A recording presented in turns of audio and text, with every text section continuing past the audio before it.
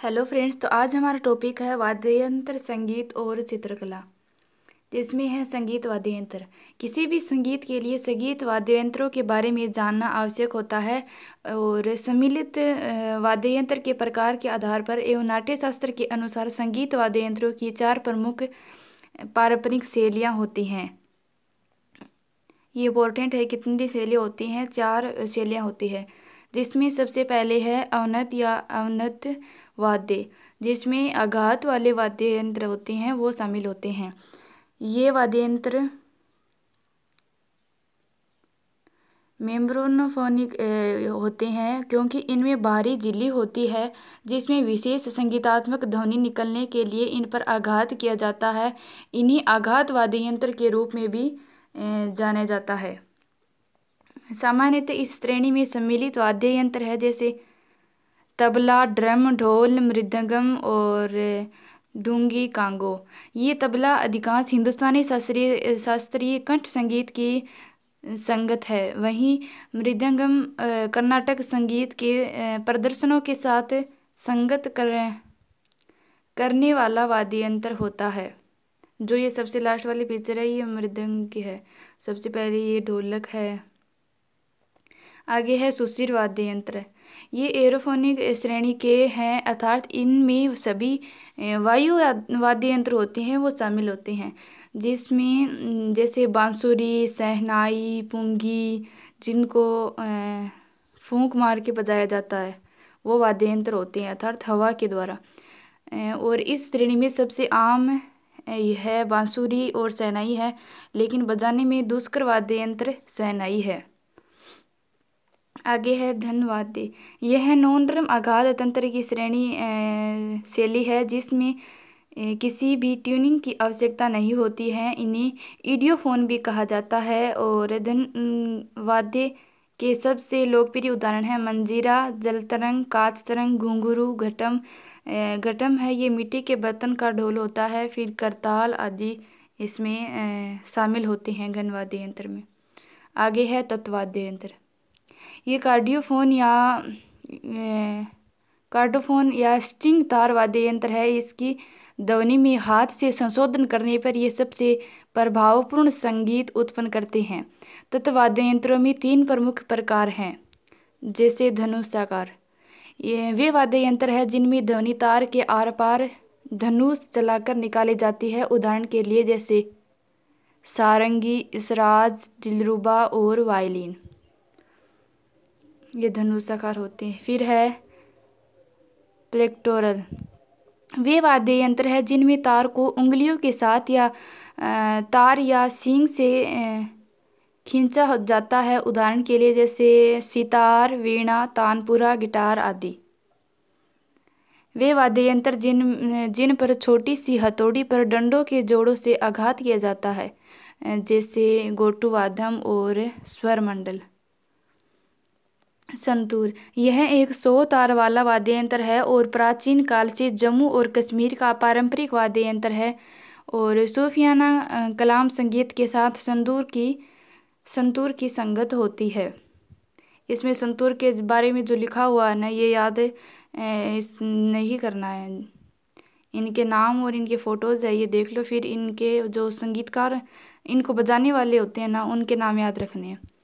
फिर है लोक संगीत वाद्य यंत्र। लोक संगीत में है तार वाले वाद्य यंत्र। तार वालों में है तुम्बी। इसे पंजाब में भांगड़ा के दौरान बजाया जाता है। फिर है एकतारा। यह एक तार वाला यंत्र है जिसे घुमक्कड़ साधुओं द्वारा बजाया जाता है। फिर है दो तारा। 2 तार वाला यंत्र है जिसे बाउल द्वारा बजाया जाता है। चिंकारा। यह मुड़ा हुआ यंत्र है जिसे राजस्थान, उत्तर प्रदेश और मध्य प्रदेश में उपयोग किया जाता है। दिलरुबा या इसराज। पंजाब में और पूर्वी भारत में रविंद्र संगीत के दौरान संगत के लिए उपयोग किया जाता है। ओनाविल्लू। केरल में इसका उपयोग होता है और बांस से बना हुआ होता है ये। सरिंदा। महत्वपूर्ण जनजातीय वाद्य यंत्र है। पूर्वी भारत में संथालों द्वारा बजाया जाता है। इसे राजस्थान और असम में भी उपयोग किया जाता है और ये सारंगी जैसा होता है। तिंगटिला वायलिन के समान और नागालैंड मूल का एक दुर्लभ उपकरण है। फिर है कमाइसा, यह एक झुका हुआ वाद्य यंत्र है जिसका प्रयोग अक्सर मंगनियार समुदाय द्वारा राजस्थानी लोक संगीत में किया जाता है। फिर है फूंक से बजाए जाने वाले यंत्र, इसमें है पुंगी या बीन। इसका उपयोग स्पैरो के द्वारा किया जाता है। इसे सुखाई हुई तुरई और 2 बांस की छड़ियों के द्वारा बनाया जाता है। आगे है अलगोजा, इसमें 2 बांसुरियां होती हैं और उत्तरी पश्चिमी भारत विशेषकर पंजाब में लोक संगीत वाद्य के रूप में ये लोकप्रिय है। फिर है तुंगमुरी, यह मेघालय में खासी पर्वतीय क्षेत्र के लोगों का एक लोक संगीत वाद्य है। फिर है तित्ती, यह बैगपाइपर के समान होता है एवं बकरी की खाल से निर्मित होता है। इसे दक्षिण भारत विशेषकर केरल और आंध्र प्रदेश में बजाया जाता है।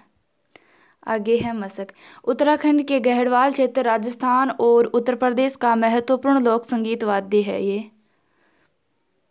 फिर है गोगोना, यह बांस से निर्मित होता है और असम के बिहू पर्व में उपयोग किया जाता है।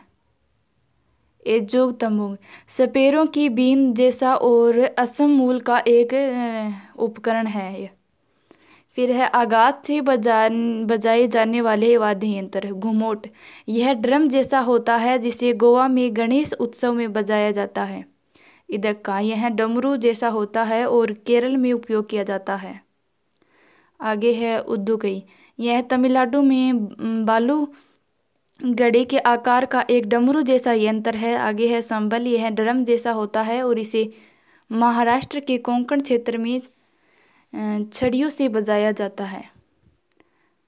तमक, संथाल जनजाति का 2 सिरों वाला एक महत्वपूर्ण वाद्य यंत्र है जिससे ड्रम स्टिक से बजाया जाता है। डिक्की, यह उत्तर प्रदेश के गढ़िया गांव का लोक ढोलक है। और टकराने से ध्वनि उत्पन्न करने वाले यंत्र, चिमटा, आग में उपयोग किया जाने वाला चिमटे से विकसित हुआ है और पंजाब में उपयोग किया जाता है। फिर है मंजीरा, मंजीरा भजन में प्रयुक्त होने वाला एक महत्वपूर्ण वाद्य यंत्र है। इसमें 2 छोटी गहरी गोल मिश्रित धातु की बनी कटोरियों जैसी होती है। इनका मध्य भाग गहरा होता है और इस भाग में बने गड्ढे के छेदों में डोरी लगी होती है। ये दोनों हाथों से बजाए जाते हैं। दोनों हाथों में एक एक मंजीरा रहता है और परस्पर आघात करने पर यह मंजीरा है ये ध्वनि उत्पन्न करता है। आगे है खरताल, एक प्राचीन वाद्य यंत्र है जिसका प्रयोग मुख्यतः भक्ति लोक गीतों में किया जाता है और इसका नाम संस्कृत के शब्द कारा का अर्थ हाथ और ताला का अर्थ ताली से है। यह लकड़ी का किले पर गाना वाद्य है जिसमें डिस्क या प्लेट होते हैं जो एक साथ ताली बजाने पर क्लिकिंग ध्वनि उत्पन्न करते हैं। यह है सबसे ज़्यादा इम्पोर्टेंट है भारतीय राज्यों में प्रमुख वाद्य यंत्र, जिसमें ऐसा क्वेश्चन बनता है जैसे पेना वाद्य यंत्र है, ये कौन से राज्य में बजाया जाता है। पेना और पुंग है, ये दोनों मणिपुर के वाद्य यंत्र है। फिर है पोनु योक्सी, ये अरुणाचल प्रदेश का है। पोनु योक्सी, अमेबाली, किरिंग और गुग्गा ये सभी अरुणाचल प्रदेश के हैं। फिर है अलगोजा, कमाइचा, मारचांग, करताल और मुंगल, ये राजस्थान के वाद्य यंत्र हैं। फिर है बोबिली वीणा, सरस्वती वीणा और ये कर्नाटक के हैं। बोबिली वीणा है ये आंध्र प्रदेश में भी बजाई जाती है। दमानी हुल्की, ये हिमाचल प्रदेश में और चिंकारा मध्य प्रदेश में, घटम आंध्र प्रदेश और पखावज ये बिहार का है। फिर है सुंदरी इकतारा, सुंदरी इकतारा ये महाराष्ट्र का एक सुंदरी और एकतारा महाराष्ट्र के वाद्य यंत्र हैं। फिर है मृदल, मोहरी, धेनका, ये उड़ीसा में बजाई जाती हैं। खुआंग मिजोरम का है, और पावा तुरी बंगाल, ये गुजरात के हैं। और पेपा टोका गोगोना, ये असम में बजाए जाते हैं। भुआंग सिंगा, ये झारखंड का है। और हुड़की उत्तराखंड का है। आगे है घुमोट, गोवा का है। और सुसीरा सिक्किम का है। और डोटारा श्रीखोल पश्चिम बंगाल, कुजहल केरल में। और डुगडुगी नादस्वरम, ये तमिलनाडु में बजाए जाते हैं। फिर है भारतीय संगीत का इतिहास। इसमें जो ये है किन किन राज्यों के ये वाद्य यंत्र, ये सबसे ज़्यादा इम्पोर्टेंट है, इनको याद करना है। और ऊपर वाद्य यंत्रों के बारे में जो लिखा है, जैसे किस तरह से बने होते हैं, वे सबसे मतलब इम्पोर्टेंट नहीं है इतने, उनको एक बार जैसे रीडिंग कर लेनी है। आगे है भारतीय संगीत का इतिहास। हमें पहली बार संगीत का साहित्यिक प्रमाण 2000 वर्ष पहले वैदिक काल से मिलता है। राग खरहर प्रिया के सभी 7 स्वर सामबंद में अवरोही क्रम में पाए जा सकते हैं। संगीत विज्ञान को गंधर्व वेद कहा जाता है, जो सामवेद का एक उपवेद है। भरत द्वारा लिखित नाट्यशास्त्र पहली रचना थी जिसमें संगीत विद्या के विषय को विस्तृत रूप से स्पष्ट किया गया था। फिर है राग। राग में हिंदुस्तानी राग और समय और कौन सी ऋतु में और मनोभाव यानी रस बताया गया है। जिसमें भैरव राग है, ये भोर के समय बजाई जाती है और इसकी कोई भी मौसम नहीं है।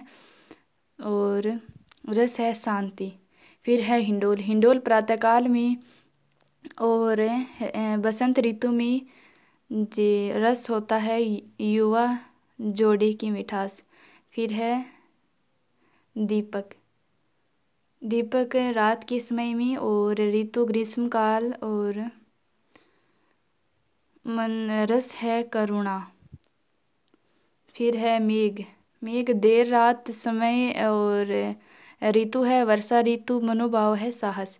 श्री समय है इसका सायंकाल और ऋतु शीतकाल है और मनोभाव हर्ष है।